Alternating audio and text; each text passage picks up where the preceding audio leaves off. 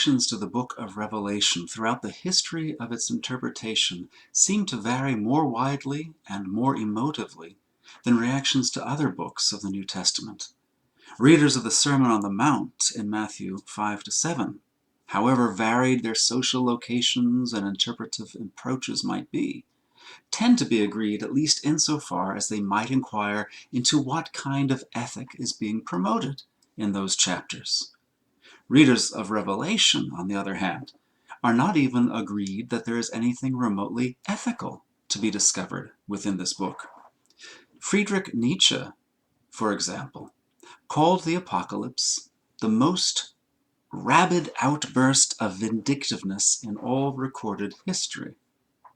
D.H. Lawrence considered Revelation to betray the Christian message. Just as inevitably as Jesus had to have a Judas Iscariot among his disciples, he writes, so did there have to be a revelation in the New Testament. He believed the Apocalypse of John to be the work of a second-rate mind.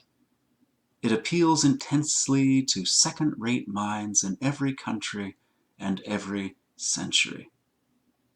The literary critic Harold Bloom condemned Revelation as a book without wisdom, goodness, kindness, or affection of any kind, because he found resentment and not love to be its core teaching.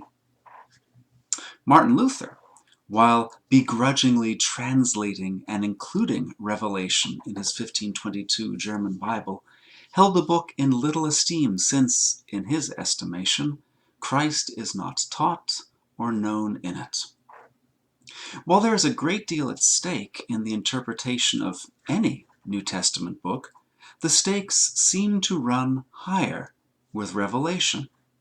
One approach to the book's interpretation, the approach based upon discovering correlations between the actors and events of Revelation and the contemporary situation and the near future of its interpreters, has especially wrought havoc in the lives of thousands over the centuries. Predictions about the imminent end, accompanied by the setting of specific dates, have prompted the more devout followers to sell their homes and businesses and give the proceeds away, often to the benefit of those who are doing the prognosticating, leaving these poor devoted followers both spiritually crestfallen and financially destitute. William Miller, for example, led his followers to expect the second coming of Jesus sometime between March 21st, 1843, and March 21st, 1844. After a lifelong career as a biblical prophecy expert, Harold Camping definitively set the date for the rapture, Jesus' secret return to take true believers with him to heaven before the Great Tribulation, for May 21st, 2011, which Camping altered to October 21st, 2011, shortly after May 21st, 2011. The violent fate of more than 80 followers of Vernon Howell, better known as David Koresh, the leader of the apocalyptic Branch Davidian sect outside of Waco, Texas, in April of 1993, justifies the claim that John Pauline makes that sober and careful exegesis of the apocalypse is not just a game. It can be a life and death matter. History had already left such warnings to posterity in the fate of the revolutionaries of the Peasants' Revolt of 1524 to 1525, and the Münster Rebellion of 1534 to 1535, whose leaders identified themselves with figures in John's prophecy and championed a revolutionary reading of Revelation in ill-conceived calls to arms against the papacy, the state, and the authorities of the Reformed churches. The Revelation of John, however, has also elicited deep admiration and enjoyed a long history of positive effects as well.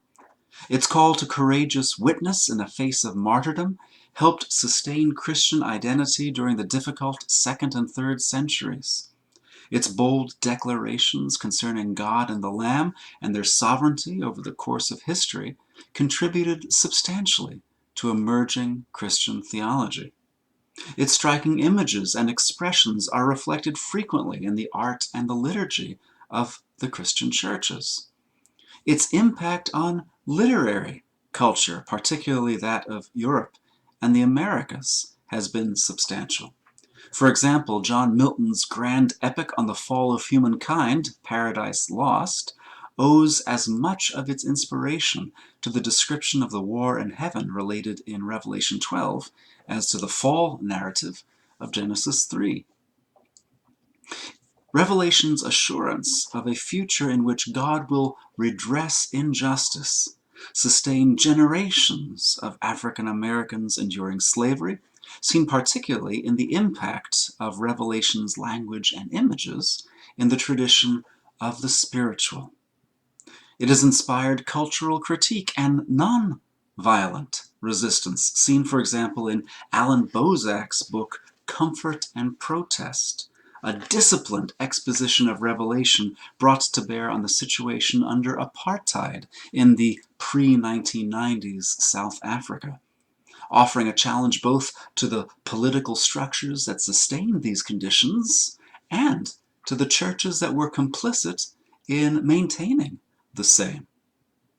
And there is no end to popular fascination with Revelation's prophecies as a key to discovering the significance of the present moment and the forthcoming future in the overarching plan of God. Though it is especially in regards to these kinds of readings that the dangers associated with Revelation emerge once again. As we work through Revelation ourselves, we may have to work harder to discover Revelation and its message than we might in regards to other books of the New Testament, in part due to pervasive popular presuppositions concerning what this book is really about. The history of Revelation's effects also suggests that, particularly in regard to this book, openness to multiple approaches to interpretation does not conduce to openness to all approaches to interpretation. The saying of Jesus in regard to prophets who will claim to speak in his name is especially apt in regard to interpreters and interpretation of Revelation. By their fruits you shall know them. It's become popular to think about approaches to the interpretation of texts in terms of three worlds: the world behind a text, the world within a text, and the world in front of a text. Examining the world behind the text calls for giving attention to the situation within which and the process by which a text was composed, including the broad historical and cultural setting, the more specific occasion or provocation, if available, and antecedent sources. Often, though not always, investigation of the world behind the text focuses the interpreter on the author's methods, motives, and purposes in composing a particular text, conceiving of meaning as that which the author meant to convey. The classic statement of this comes from a literary critic named E.D. Hirsch. Meaning is that which is represented by a text. It is what the author meant by his or her use of a particular sign sequence. It is what the sign represents. It is important, however, that Hirsch also gives room for the individual reader's appropriation of meaning, which he calls significance, which for him is a relationship between that meaning, the author's, what the author meant, and a person, or a conception, or a situation, or indeed anything imaginable.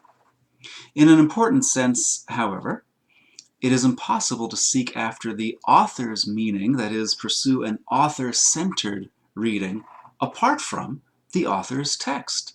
For in general, and certainly in regards to ancient texts, we have recourse only to the product of the author's attempt to communicate, namely the text, and not access to the author's mind.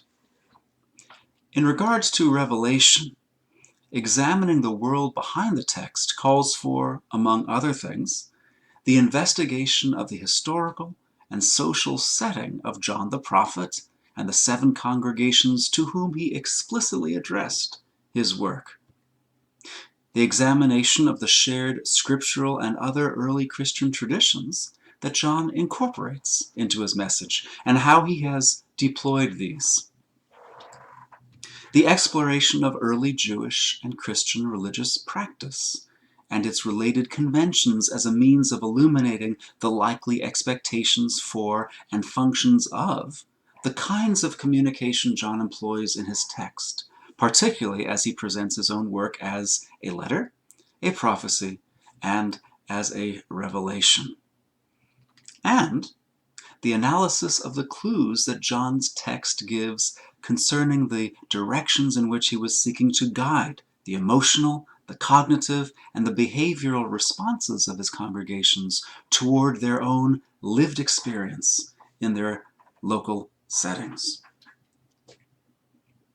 Examining the world within the text calls for a close reading of the composition itself and a thorough and genre-appropriate analysis of its internal dynamics.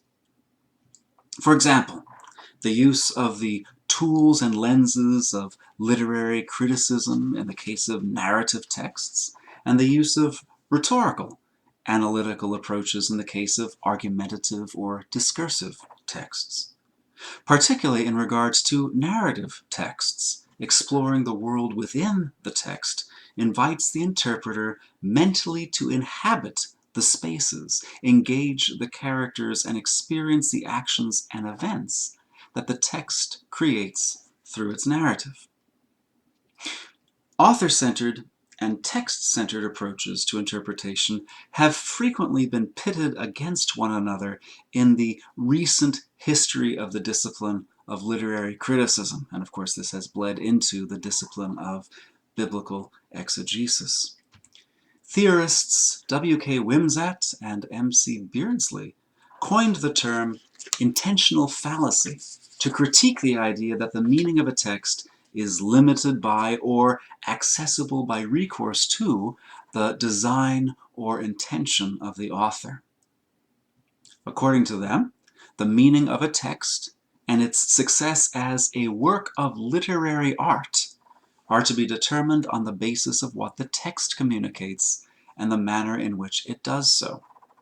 Many biblical scholars, particularly those with an inclination toward reading the Bible as literature, have brought this critique and the resulting preference for text-centered over against author-centered interpretation wholesale into the study of biblical texts. In so doing, however, they have often overlooked the very clear limitations that the pioneers of such interpretation placed on their own method. For example, their acknowledgement, that is, the literary theorists' acknowledgement, that poetry differs from practical messages, which are successful if and only if we correctly infer the intention. Genesis, as narrative, might lend itself to purely literary analysis. But those literary critics who first named the intentional fallacy would also be among the first to admit that a successful interpretation of Paul's letters, for example, written to provide very practical guidance for his converts facing very specific challenges and circumstances, demands attention to the author's situational purpose, or, in other words, his intention. The question to be addressed in regard to Revelation, then, would concern whether it is a work of literary artistry or a communication of practical guidance. The answer is that it appears to be both, so that attention both to the world behind the text and the world within the text is warranted. The 7 oracles to the 7 congregations, chapters 2 and 3, could not be more practical and situational. The nature of the communication changes with the transition to Revelation 4 verse 1 to John's narrative recounting of his visionary experiences, which relate a cosmic story with which the members of the congregation are invited to engage, but which impacts them and elicits responses to their situations in a very different mode than the oracles. Even so, the visions also have a practical claim on John's congregations, for these particular hearers are enjoined at the outset and the close of the book to keep what is written therein, both the instructions in the 7 oracles and the practical implications of the narrative portions. It is therefore appropriate to give attention to the ways in which Revelation tells, as one literary scholar of Revelation puts it, the way in which Revelation tells a story in and through which the people of God discover who they are and what they are to do, as they inhabit that narrative world for the space of the hour or so that it takes to read the text or hear it read. Meaning is communicated and an effect is achieved, in part at least, as an audience allows this particular text to engage their emotions, imaginations, fears, and aspirations, reorienting them to the socio-spatial world that they actually inhabit day to day. David Barr, another literary critic who studies Revelation, captures this well as he describes the effects of the effects on the hearers of simply engaging the narrative world of Revelation. He writes, "The hearers are transformed as they comprehend that it is their suffering witness that brings salvation and judgment to the world, just as the suffering of Jesus was really the overthrow of evil." The experience of entering into the narrative world is a real experience of the community, an experience of the coming of Jesus. There is a great deal that can deform this engagement, not least of which is coming to the text with inappropriate expectations or not attending adequately to the actual signs, that is, the words themselves that the text puts forward. It is appropriate and necessary to attend to literary clues that direct our appropriation of the text's meaning. For example, paying attention to John's repetitions of phrases, which often highlight contrasts or make suggestive connections, or to the rigid schema of sequences of 7, which may themselves cumulatively suggest a message. God is in control. God has a plan. That is more important than the meaning of each discrete event in each sequence of 7.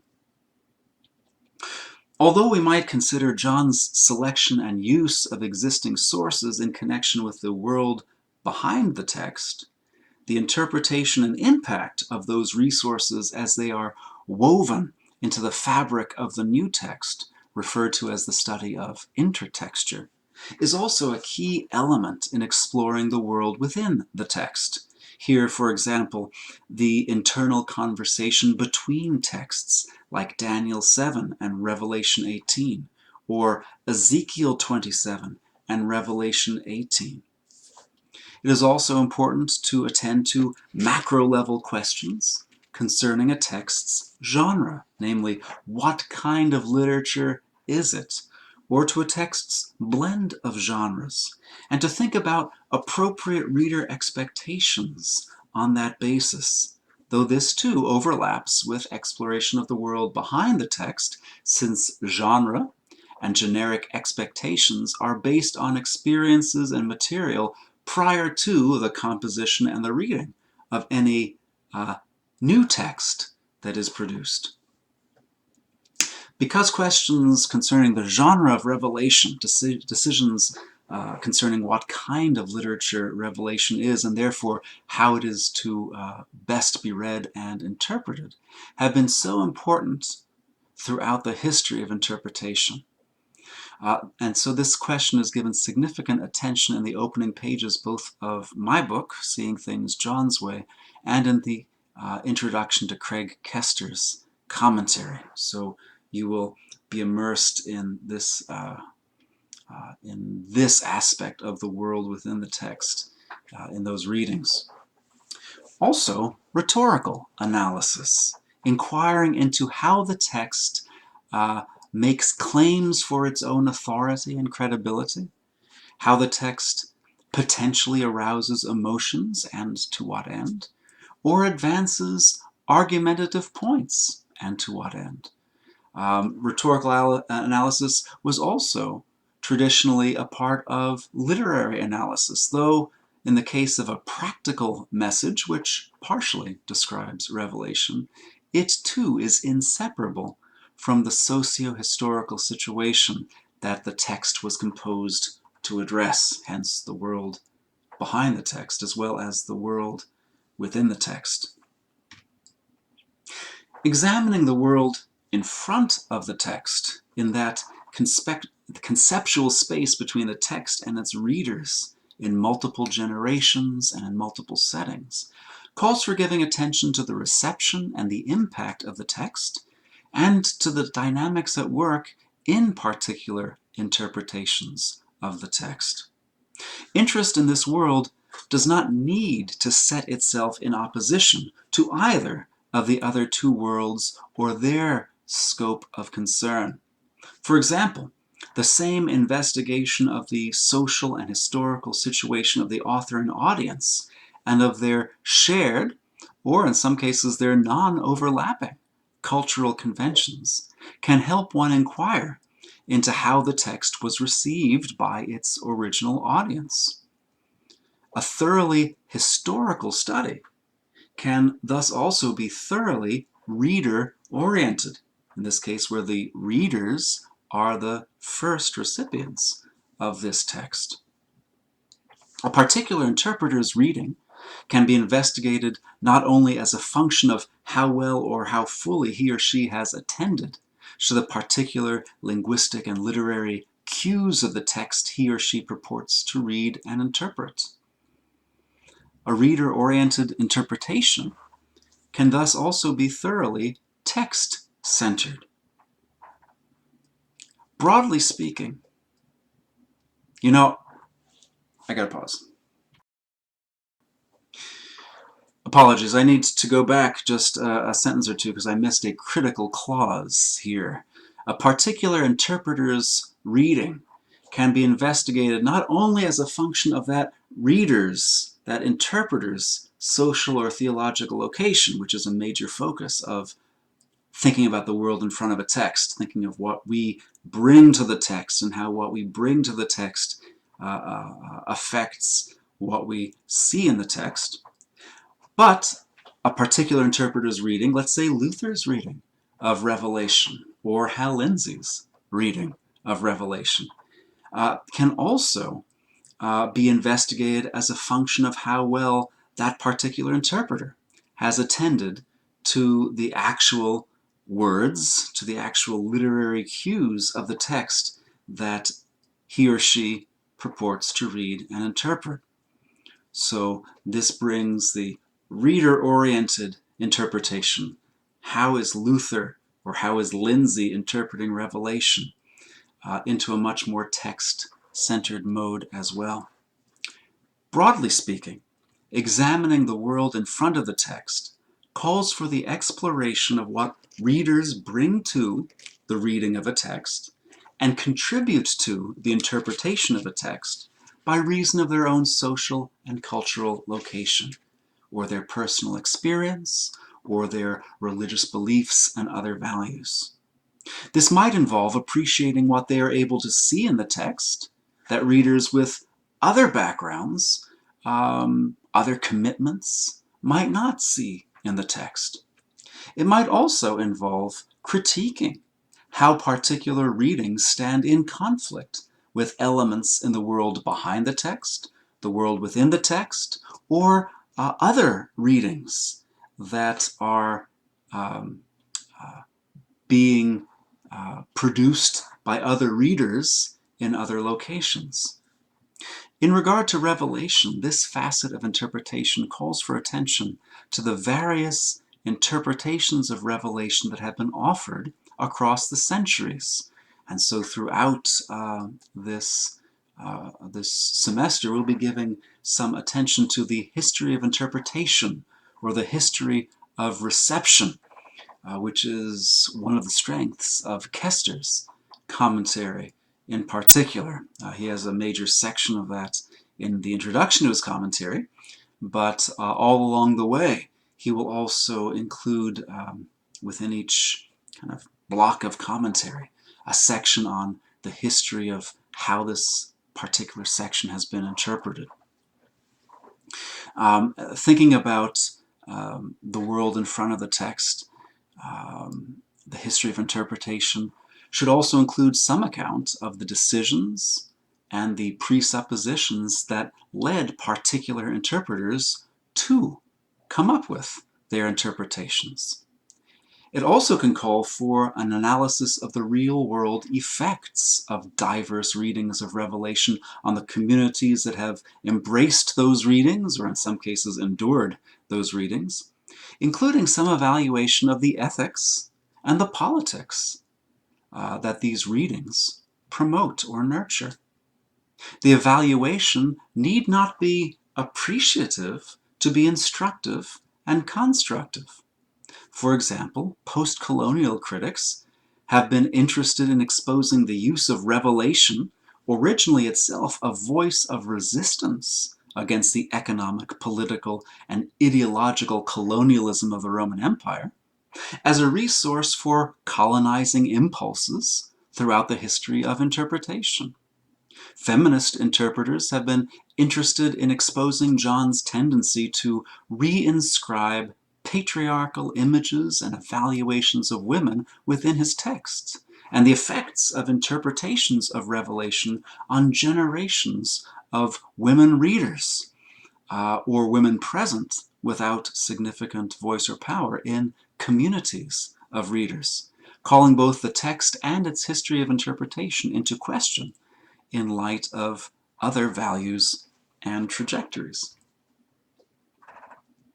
The opening verses of Revelation suggest that the book was written to be read aloud by one disciple to a gathered audience of other disciples. Privileged are the one who is reading aloud and those who are listening to the words of this prophetic utterance, and who are keeping the things inscribed therein, for the time is near. As the whole can be read aloud comfortably in an hour and a quarter, it was probably taken in all at once in a single session by its ancient audience, which already suggests that the text's overall impact and impressions may be as important a meaning effect of the book as detailed exposition. As one of our assignments as we begin our study is simply to read Revelation afresh and try to listen to it anew, it might be useful to make some preliminary observations about Revelation's structuring elements and the implications of structure for its interpretation. First, it is immediately apparent that sequences of 7 are a major structuring device.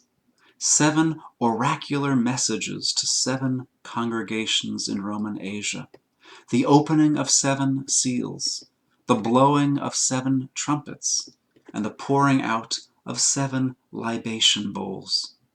These groups give order and even a sense of inexorability to the unfolding contents of the book and the forward movement of its plot. The dramatic crescendo of the movement is enhanced by other literary elements, such as the increasing symptoms of theophany, recalling the signs that accompanied God's showing up at Sinai in the biblical tradition of God's giving the law to Moses. Thus we first encounter lightning strikes, voices, and thunder in Revelation 4:3. But then we have thunder, voices, lightning strikes, and an earthquake in 8:5. And then we have all of those things and heavy hail in 11:19. And then we have flashes of lightning, rumblings, peals of thunder, and a violent earthquake and great hail in 16:18-21. So we hear the crescendo as, in one sense, God gets closer and closer in judgment to the world in rebellion against him. At the same time, there are indications that the movement of the plot is not entirely linear, but somewhat more complicated. We find ourselves looking at the climactic visitation of God and his Messiah at multiple points within Revelation. Already at the outset, we are told to look to see Christ coming with the clouds. And we've already arrived at the great day of the wrath of God and the Lamb, accompanied by the disappearance of stars, sky, and islands, with the opening of the 6th seal at the end of chapter 6. We see already, again, one like a son of man, overseeing the harvest of the earth and the trampling of the winepress of God's wrath at the end of chapter 14. And we see earth and heaven flee away, again, when the enthroned God appears to judge the dead in chapter 20. With no fewer than 4 visions of this climactic moment, this divine visitation and judgment, Revelation cannot be reduced simply to a single timeline. As we will consider in more detail as we work through the text together, many interpreters have found some degree of recapitulation at work in Revelation's plot, some degree of returning to cover the same ground. Second, it is equally clear that important scenes interrupt the clean and orderly sequence of sevenfold events. Indeed, it might appear that the orderly sequence exists in order to be interrupted. For example, by a scene of sealing and protection and a spoiler vision of the church triumphant standing before God and the Lamb in Revelation 7 that breaks in between the 6th and the 7th seals. Or scenes of prophetic commissioning and prophetic witness in Revelation 10 and 11 that break in between the 6th and the 7th trumpets. And then, of course, that in turn is followed by a long narration of a mythic struggle and rebellion against God in Revelation 12 to 14 that breaks in between the trumpets and the bowls. By suspending the sequence and delaying reader expectations, such scenes seem to command greater attention. Third, parody and contrast appear to be important elements of the unfolding narrative and thus significant for guiding the reader's interaction with that narrative and its meaning, its significance. For example, the scene of the worship surrounding the throne of God and the Lamb contrasts sharply with the scenes of worship surrounding the dragon and the beast, to the extent that the latter might be read as a parody of the former, down to the claims to universal dominion that are made in both scenes.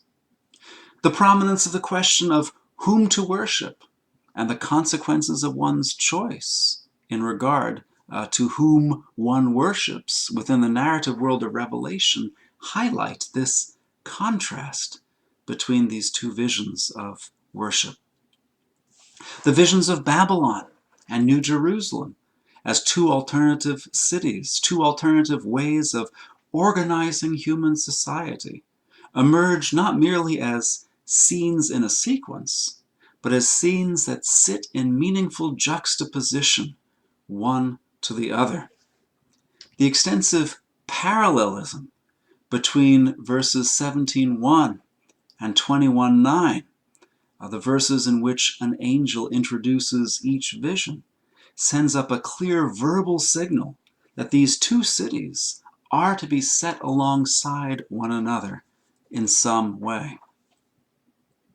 At a smaller scale, the same can be said for the wedding feast of the Lamb, announced in the beginning of Revelation 19, and the great supper of God, which emerges in the second half of chapter 19. The great supper of God being that feast in which all the carrion birds are invited to fill themselves on the flesh of the leaders and the armies of God's enemies.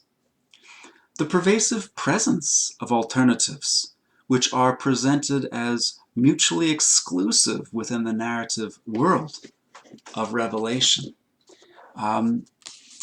might suggest that the act of interpreting this text focus not primarily on decoding a linear plot, but on responding in one situation to the alternatives it identifies as these are manifested in that situation.